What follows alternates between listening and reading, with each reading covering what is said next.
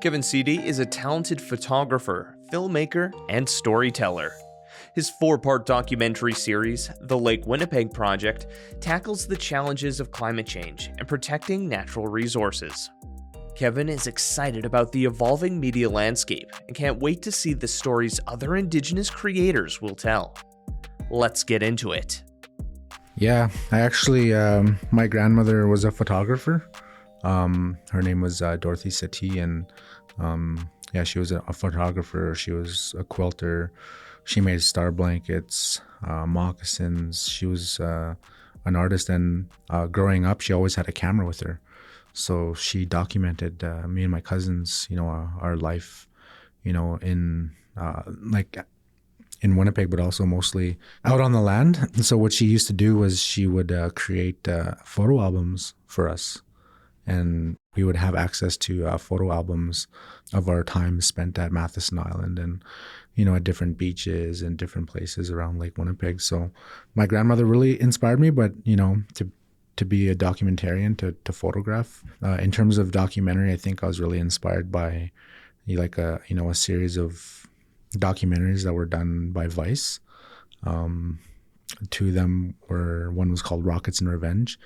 It was actually about the Israel and Palestine conflict in 2010, 2011. And then the other one was called Russian Roulette, which was basically exploring the conflict between Eastern Ukraine and Russia. So these documentaries that I were watching, they were called dispatches. And so every week they would make a new documentary that was like 5 to 10 minutes long, explaining the conflict and where things were going and what was going to potentially happen next, And so I thought, during that time I was doing a lot of community organizing, and I thought, why aren't we doing that? Why aren't we documenting our own communities and documenting conflicts that are happening, and also documenting the good things that our people are doing? So I helped start a magazine in Winnipeg called Red Rising around that same time. And so from Red Rising, we did 8 issues, and we had launches all across Canada, and we had writers from all over the world. And so it was really successful. And from there, I moved on to do short films with the University of Winnipeg, the Prairie Climate Center. And so for a whole summer, I spent traveling around Saskatchewan, Alberta, doing climate change stories in the prairies, and working with a friend named Laura Cameron, who's also a documentarian. And then from there, that's when I started doing the Lake Winnipeg Project. So yeah, I've kind of always been involved with media my whole life in one way or another. But yeah, I think big thing for me was really, having Indigenous people telling Indigenous stories is the most important thing, to not have, non-Indigenous people telling our stories, there's room for us to get that training to do that kind of a work. So, and there's only so much someone outside of said community can do, right? You can be an ally, you can be someone that goes in and helps out, but you don't have the perspective, you don't have those life experiences. Yeah, and to understand the the values and the principles behind the culture and certain things and why we are doing things a certain way, But I think there's a lot of allies that are great to work with, especially if they're helping to provide training and skills development and sharing their knowledge and experience about making films. I've worked with non-Indigenous people who've been very supportive of my journey as a storyteller. So and it was a reciprocal relationship, they shared things with me and I shared things with them, and worked together and support each other. So but it all comes down to just simple respect and consent. But yeah, I think that this the doors are being open right now for our people to tell stories, in film and television and podcasting. And there's a lot of Indigenous people that are trailblazing, not just for Indigenous people, but for everybody. You look at Connie Walker, you look at, Dennis Goulet in Canada, you look at, Sterling Harjo and all those 1491 guys, who were doing skits 20 years ago on YouTube. Now they're making the best television in the world. Well, then you have organizations like APTN that continues to grow and develop Indigenous voices and languages, like in a variety. Like they recently just launched, 18 different Indigenous languages and different programming associated with it. Yeah. So there's a lot of kind of opportunities right now, and with technology, the way it's changing, like you can get a really good camera for $1,000, and you can make your own thing. You can do your own thing, and even cell phones now. Yeah. Oh, yeah. Cell phone footage, like so many different short films, film festival submissions. A lot of these are made on phones. Like it is just insane how quickly phone technology has advanced. Yeah, and every time like I do a story with like CTV or something, the journalist shows up with a camera, a phone, and they hook up a DJI to the USB-C port, and they put a mic on you, and that's it. There's no big cameras, it's like it's changing. And so I was actually just talking to a friend about this last night, but like how we organize and how we get our stories out is always changing, and right now, you look at TikTok and YouTube shorts and stuff like that. And that's the new generation of storytellers. They have like you get a group of 20 of these Indigenous TikTokers in one room across Canada, you have a reach of like 100 million people. You know what I mean? It's TikTok, like they can all make the same video and share the video, and they'll have more reach than all news outlets in Canada combined. Yeah, TikTok and like social media and shorts and everything. I think it's both kind of a boon and bane sort of situation. Like it is great. It allows easier access of information. The conflict that's going on in Israel-Palestine, like it was because of TikTok that people are actually able to see what's going on in the ground, and then you don't have the media apparatus telling you what's happening. You could see what people were going through, and it gave a much more broad experience of understanding the situation.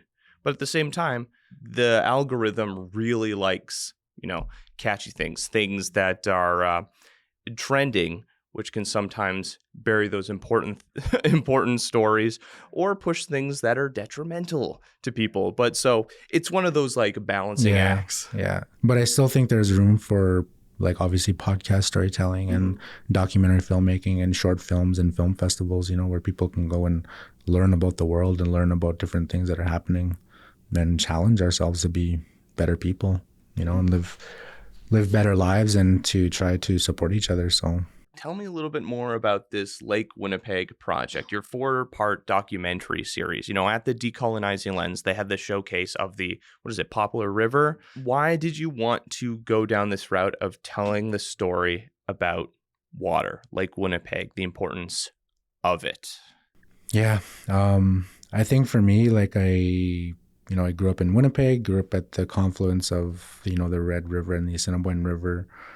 Grew up downtown, my whole life. And I was lucky to have grandparents that took me out on the land and raised me on the land as well, at Matheson Island. So I spent, a lot of my youth there, summers, falls, like every season, in the winters I would spend there. So, I kind of grew up next to the water with my family and my grandparents. And my grandfather was a fisherman on Lake Winnipeg. He was a commercial fisherman.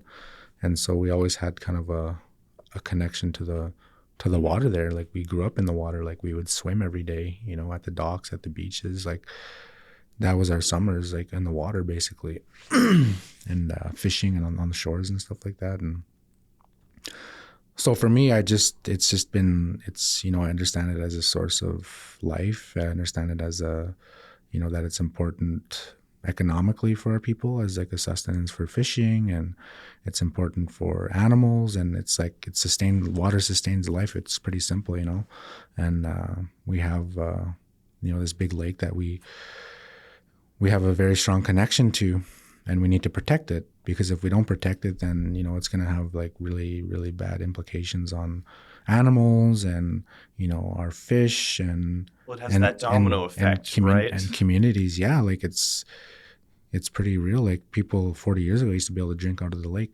You could just take a cup and drink out of it.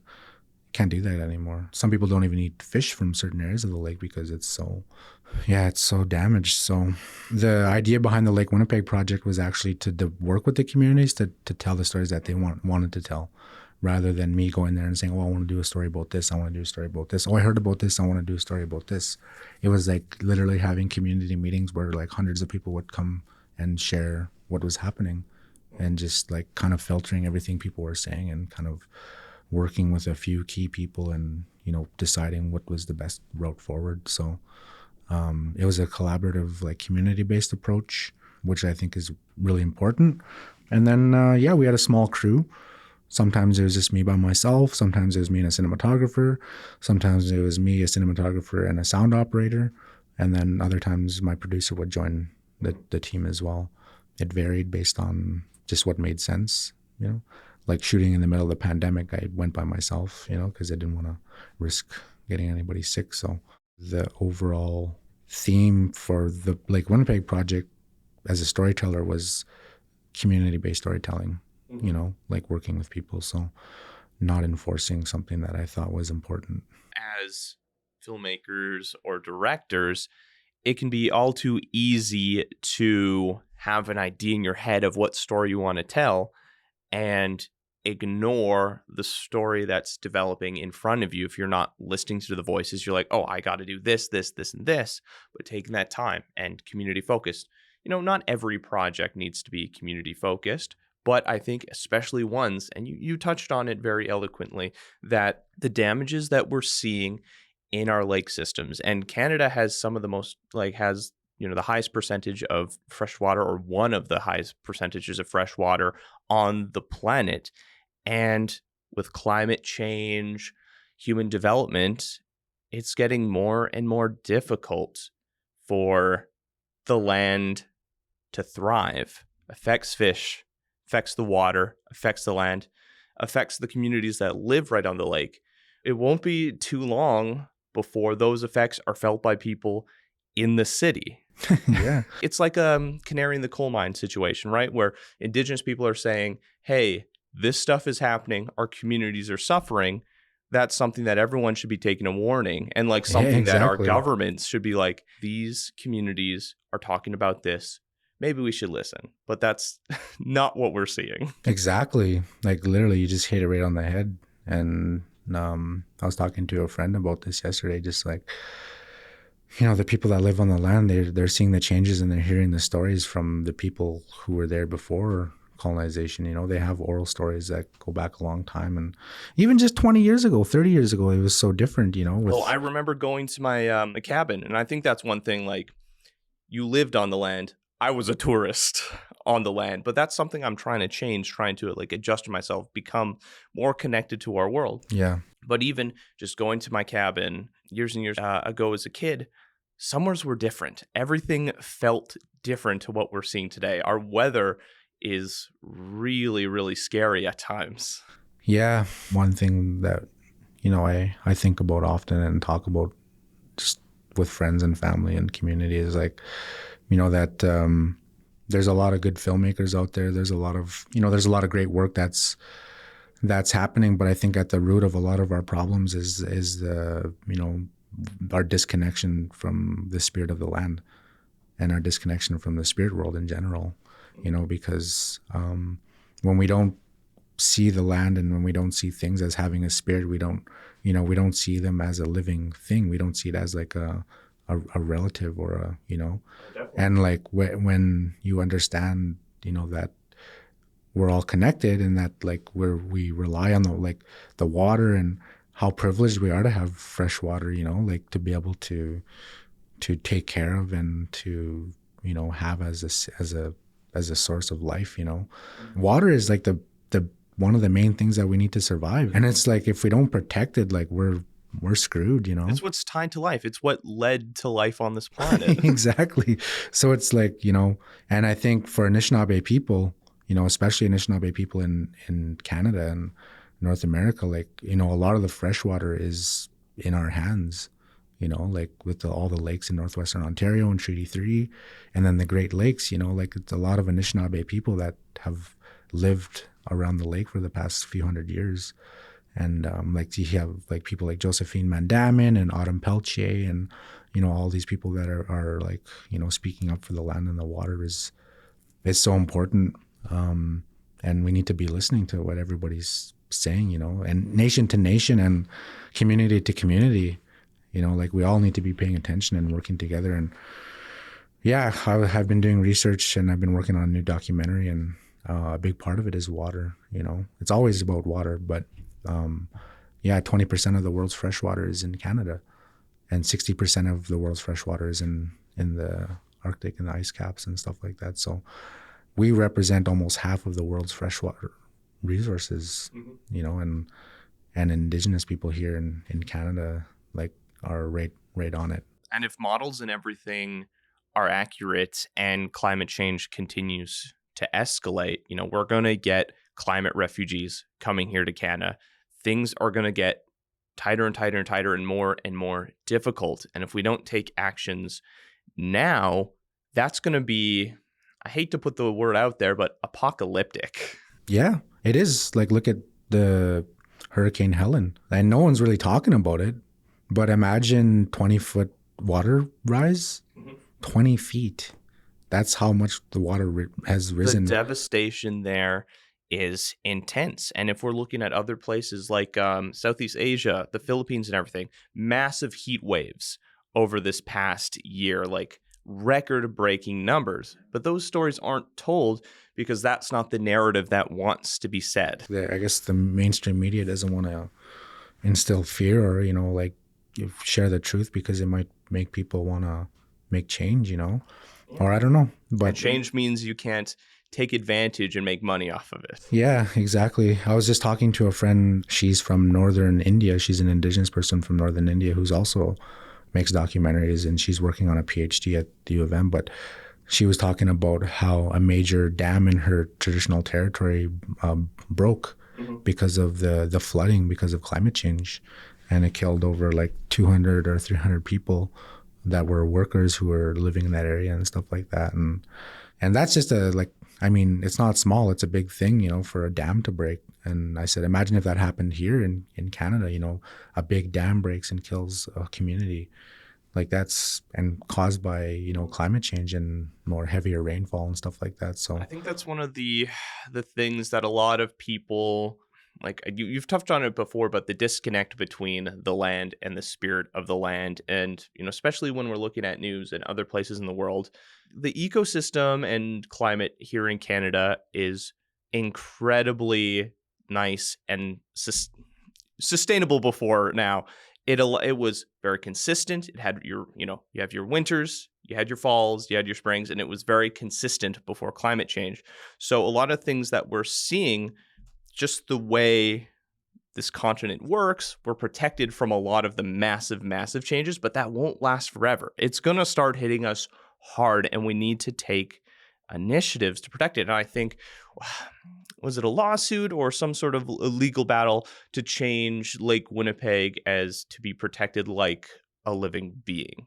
Something like that. Yeah, I think that you're talking about the SCO, and they launched the personhood lawsuit. And I know a lot of people might see that and be like, well, it's a lake. But we need to start taking action because, our policymakers really aren't doing anything, both like on a provincial or federal level. Yeah, like the North End wastewater treatment plant, it's not going to be ready for 10 years. 10 years, that's a long time, like they should be prioritizing protecting the lake from the, the phosphorus that goes into it and stuff like that. So yeah, it's just, it needs to be a priority. And like I have people on Facebook, from different communities, like where my mom's from, Dauphin River. And, you see people posting videos of their fishing nets, like thousands and thousands of dollars of fishing nets destroyed, from algae and from like literally the shit that comes from Winnipeg. And so, yeah, people's ways of life are being destroyed, and, it's having a financial impact on the Indigenous people in the fishing industry and stuff like that. So, yeah, it's pretty, it's important to keep telling these stories and to have platforms to share what's happening on the ground. How do you think your work is inspiring young budding Indigenous filmmakers, or what would you like to say to them? I don't know how it might be inspiring them, but I just think that I want to be, a storyteller that is helping to raise awareness about the land and the water and our people that are kind of fighting for it. I really value that, and I really value, the land and the water and what it can provide for us, and especially, in the city, and we take everything for granted here. Our hydro comes from, the destruction of northern Manitoba and the destruction of the people and their culture, and people don't think about that. And our water comes from Shoal Lake, through the aqueduct, and our oil and our gas comes from the tar sands, and it's just and all over the world. So we need to really start thinking about how do we change ourselves? How And do the we change our technology is out communities? there.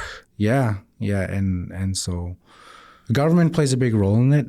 It's the corporations, it's the companies, it's the NGOs. The coloniality of these places, but yeah, in terms of province and the federal government, like there's a lot of policies that are harmful, and if they made the right choices and if they listened to different interest groups, then changes could be made. I think the main thing that I've learned over documenting the past couple of years is like the need for the combination of Western science and Indigenous knowledge to come together, because with climate change, our people haven't experienced that in the past. Like we're used to the cycles, we're used to know when to hunt, know when to fish, know where the fish is going to be at a certain time of the year, know where the birds are going to be know when the berries are going to grow and when they're going to be done, and how to harvest. But because of climate change, all this stuff is changing now, and then you add the cumulative effects of industries and agriculture and climate change. And, we can't do it on our own as Indigenous people. And then if you look at Western science, they can't do it on their own because they need to understand.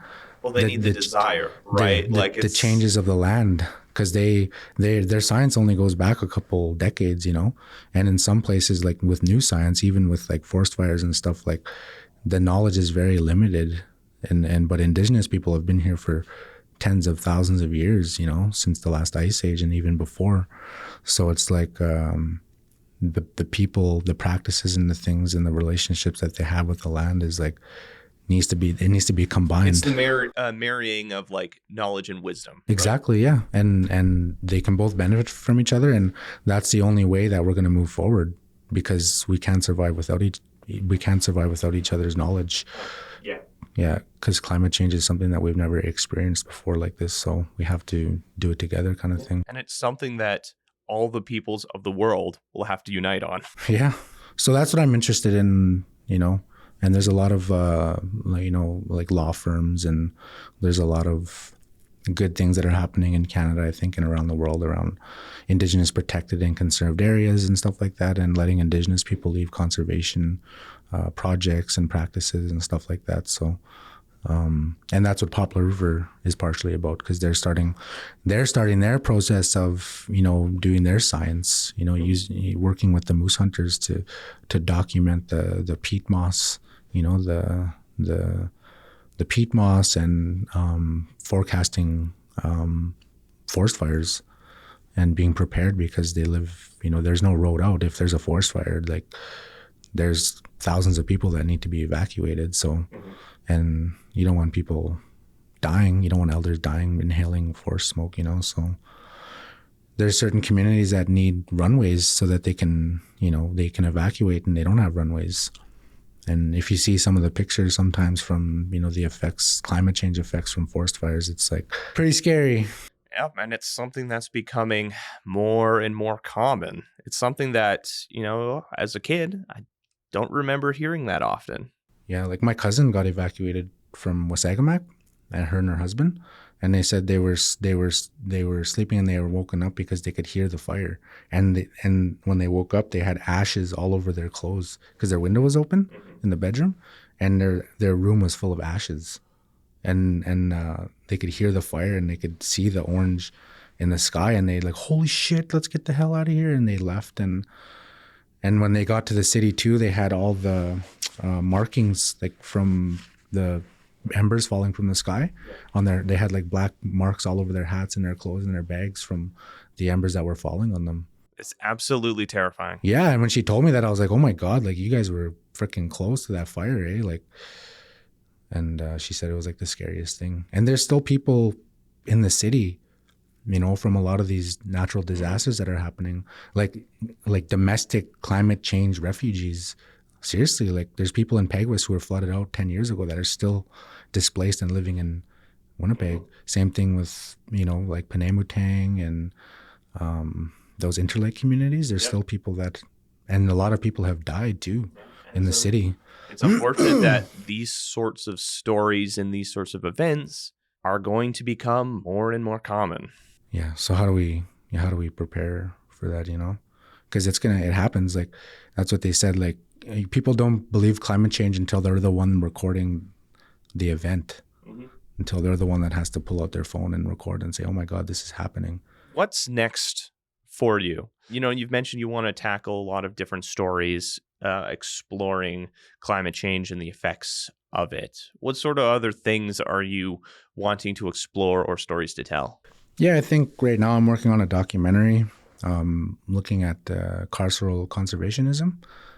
So looking at like conservation as a form of colonialism, and really kind of bringing that idea to try to bring it anyways to the forefront of conversations in like environmental Well, I think circles. Yellowstone's a perfect example of that, right? You know, making it more of a attraction, a place to be like, oh, look at this nice place, but displacing the people who used to live there. Yeah, national parks, provincial parks, but also like large international conservation organizations that are, you know, displacing Indigenous people, disrupting Indigenous people's ways of life, and then also controlling and benefiting financially from the land and the practices. So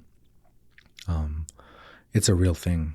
Like, it's a real, and a lot of these organizations have taken our people to court over land disputes and stuff like that, and land use. And yeah, so I think that there needs to be changes, you know, that certain conservation organizations need to be held accountable for the damages that they've done and the damages they continue to do.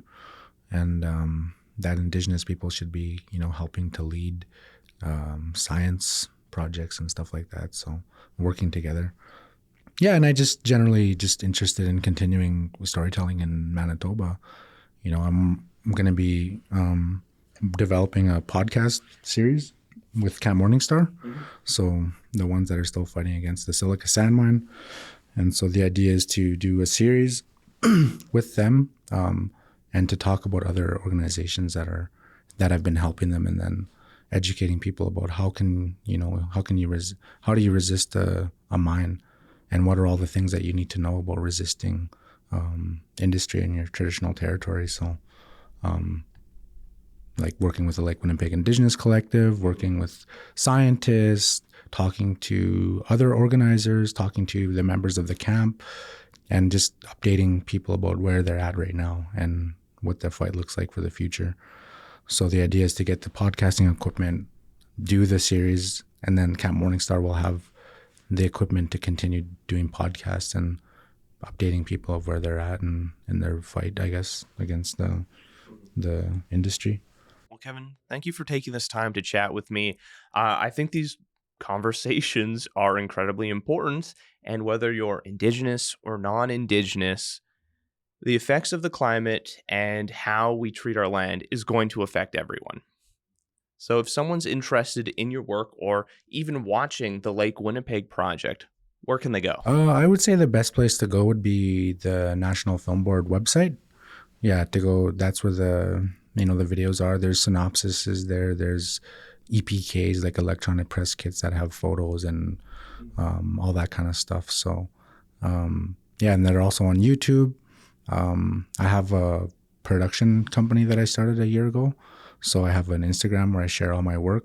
I have a personal Instagram as well, but it's mostly my children and just stuff. So, but I really try to encourage people to go to my Home Street Productions Instagram, because it's just, I've been doing this work for like 8 years, 9 years, and I haven't shared any of it like on social media really, or curated it to show the work that I'm doing. So I just started that a year ago, like sharing the work that I've been doing with photography and documentary filmmaking. So, have any stories you'd like us to share or communities we should highlight? Leave a comment on our social media or reach out to us on our website. I'm Ryan Funk. This was You Talk, and have yourself a good one.